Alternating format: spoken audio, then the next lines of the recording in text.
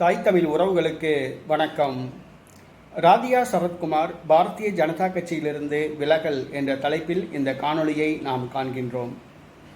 சரத்குமார் ஆரம்பத்தில் அவர் 1996ஆம் ஆண்டு வாக்கில் அவர் காங்கிரஸ் கட்சியில் இணைவதாக இருந்தது.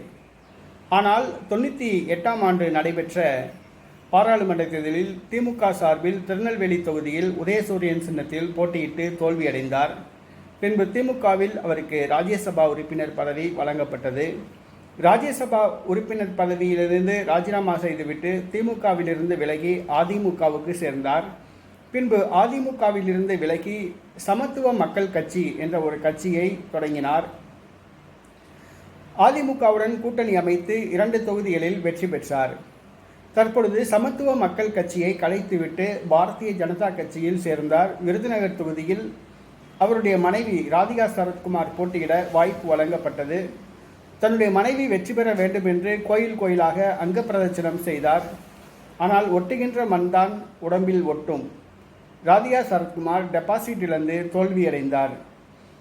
சரத்குமார் அவர்களுக்கு பாரதிய ஜனதா கட்சியில் முக்கிய பொறுப்பு வழங்கப்படும் என்று எதிர்பார்த்திருந்தனர். அதாவது தமிழ்நாடு பாரதிய ஜனதா கட்சி தலைவர் அல்லது அகில இந்திய பொதுச் செயலாளர் பதவிகள் சரத்குமாருக்கு வழங்கப்படும் என்று எதிர்பார்க்கப்பட்டது. ஆனால் தேர்தல் முடிந்தும் சரத்குமாரை பாரதிய ஜனதா கட்சி தலைவர்கள் சீண்டுவதாக இல்லை.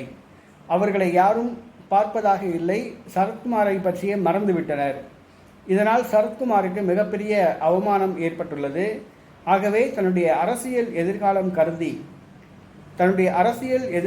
கருதி பாரதிய ஜனதா கட்சியிலிருந்து விலக முடிவு செய்துள்ளார். இனிமேல் தொடர்ந்து பாரதிய ஜனதா கட்சியில் இருந்தால் தனக்கு பாரதிய ஜனதா கட்சியில் எதிர்காலம் இல்லை என்று உணர்ந்துள்ளார். ஏற்கனவே தமிழிசை சவுந்தரராஜன் நாடார் சமூகத்தை சார்ந்தவர் கட்சியில் அவமானப்படுத்தப்பட்டுள்ளார். இரண்டாவதாக சரத்குமாரும் அவமானப்படுத்தப்பட்டுள்ளார்.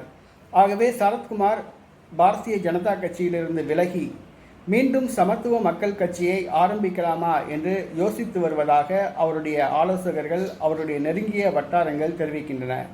தற்பொழுது சரத்குமார் அவர்களுடைய மகள் வரலட்சுமி அவர்களுடைய திருமணம் தாய்லாந்தில் நடைபெற உள்ளது. அது சம்பந்தமான வேலைகளில் மும்முரமாக உள்ளனர். சரத்குமார் மகள் திருமணம் முடிந்த பின்பு முறைப்படி பாரதிய ஜனதா கட்சியிலிருந்து விலகி விடுவார்கள் என்று கூறப்படுகிறது. பாரதிய ஜனதா கட்சி மூத்த தலைவர்களுக்கு கூட சரத்குமார் திருமண அழைப்பிதழ் வழங்கவில்லை என்று கூறப்படுகிறது. ஆகவே வரலட்சுமி திருமணம் முடிந்த பின்பு சரத்குமார் முறைப்படி பாரதிய ஜனதா கட்சியிலிருந்து விலகி விடுவார் என்றும் மீண்டும் சமத்துவ மக்கள் கட்சியை நடத்துவார் என்றும் கூறுகின்றனர். இதனால் பாஜக சற்று அதிர்ச்சி அடைந்துள்ளது.